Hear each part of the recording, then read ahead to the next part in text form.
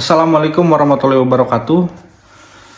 Mohon izin memperkenalkan diri, nama Teddy Agian dan Rusidik, nomor induk mahasiswa 0533213345. Di sini saya akan mempraktekkan tugas praktek hukum perdata, yang mana di sini saya akan menjadi kuasa hukum penggugat atau korban.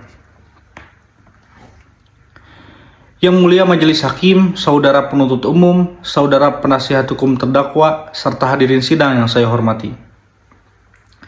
Perkenankan, saya sebagai kuasa hukum korban dalam perkara perdata ini menyampaikan argumentasi hukum sekaligus penegasan sikap kami dalam memandang perkara yang sedang diperiksa oleh Majelis Hakim. Pendahuluan. Yang Mulia Majelis Hakim, persidangan perdata bukan hanya soal membuktikan benar atau salah.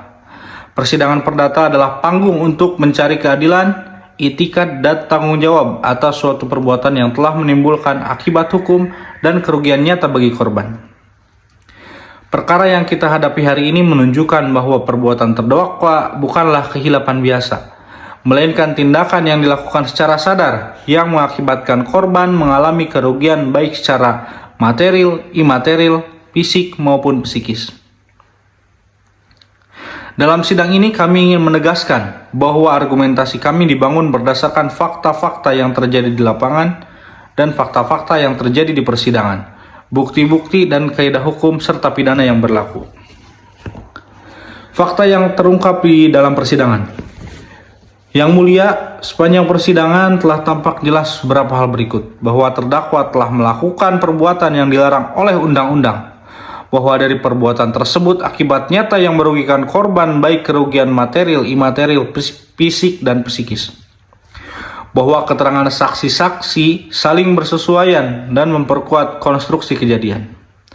Barang bukti yang dijadikan penuntut umum mendukung rangkaian fakta kejadian.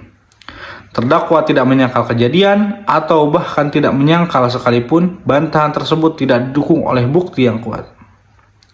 Selain itu, dari keseluruhan proses tidak ditemukan keadaan yang dapat menghapuskan pertanggungjawaban perdata, seperti alasan pembenar maupun pemaaf. Analisis hukum.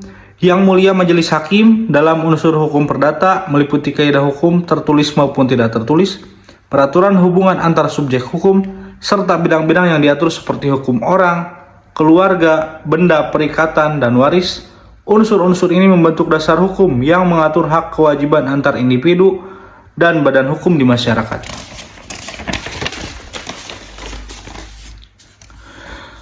Perbuatan terdakwa telah memenuhi unsur perbuatan pidana sebagaimana ketentuan yang dijeratkan oleh penuntut umum.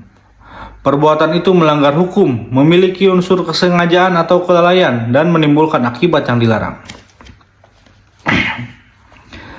Kesalahannya, Yang Mulia, tidak ada pidana tanpa kesalahan, bahwa kesalahan terdakwa dalam pernyataan dalam sidang ini nyata, karena terdakwa mengetahui perbuatannya salah. Terdakwa dapat mengatasi dan melunasi perjanjian, tetapi memilih untuk tidak melunasi perjanjian. Terdakwa menyadari akibat yang akan timbul namun mengabaikannya. Dan tidak ada bukti bahwa tindakannya dilakukan karena paksaan, keadaan darurat, atau dalam keadaan tidak mampu mempertanggungjawabkan perbuatan. Pertanggungjawaban perdata. Perbuatan telah terbukti, kesalahan telah terbukti, dan tidak ada alasan pembenar atau pemaaf. Dengan demikian, terdakwa patut dimintai pertanggungjawaban perdata sepenuhnya. Kerugian korban dan asas keadilan. Yang Mulia Majelis Hakim, dalam setiap perkara pidana, seringkali masyarakat hanya fokus terhadap terdakwa. Namun dalam perkara ini, izinkan kami mengingatkan bahwa ada korban yang dirugikan dan hak-hak korban yang harus diperhatikan. Bahwa akibat kelalaian tergugat, tanah tersebut tidak dapat dijual kepada pihak lain, sehingga penggugat mengalami kerugian material dan imaterial. Hukum perdata hadir untuk memberikan perlindungan, terutama kepada korban, bukan sekedar mengadili pelaku. Dalam asas keadilan, penjatuhan perkara perdata harus mempertimbangkan kepastian hukum, rasa keadilan bagi masyarakat, manfaat bagi korban, efek jerah bagi pelaku, pencegahan terhadap tindakan serupa. Perkara ini bukan hanya tentang menghukum, tetapi memastikan bahwa ketertiban dan keadilan dipulihkan. Tanggapan atas argumen pembelaan. Yang Mulia Majelis Hakim, kami menghormati setiap argumen dari pihak pembela. Namun beberapa pembelaan yang diajukan tidak relevan secara hukum, antara lain alasan ekonomi tidak dapat dijadikan dasar untuk menghapus perbuatan pidana. Alasan kondisi keluarga tidak menghilangkan unsur pidana. Penyesalan yang muncul belakangan tidak mengubah fakta bahwa tindak pidana telah terjadi. Bahwa alasan tergugat karena belum mendapatkan pinjaman bank tidak dapat dijadikan dasar pembenar, karena perjanjian tidak pernah mensyaratkan pencairan pinjaman sebagai ketentuan pembayaran. Permohonan penegakan hukum.